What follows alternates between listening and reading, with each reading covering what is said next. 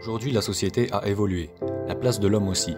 Passer d'un schéma traditionnel à un schéma complexe, et ce, selon l'environnement socio-culturel dans lequel on se trouve, l'homme occupe une place multiple.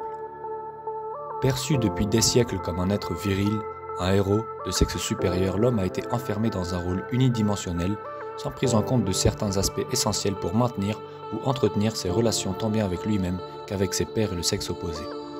Renfermé dans les clichés de la virilité, parfois sexiste ou misogyne, l'homme connaît une forme de crise d'identité et de conflits suscitant doutes, questionnements et remise en question. Comment sortir de ce schéma discriminatoire pour les femmes, mais aussi pour certains hommes qui ne se reconnaissent pas totalement dans la description faite de la jante masculine par les femmes? Si les marqueurs de la virilité tels que la puissance physique, économique ou sexuelle, le goût de la compétition pour ne citer que cela, semblent stigmatiser certains hommes comme étant de vrais hommes, le féminisme est venu bousculer la part de connaissance ou d'ignorance que possédaient les hommes jusque-là. Il est donc urgent que la masculinité se mette en mouvement pour se renouveler, se réinventer, se réajuster et s'adapter aux évolutions de la société d'aujourd'hui.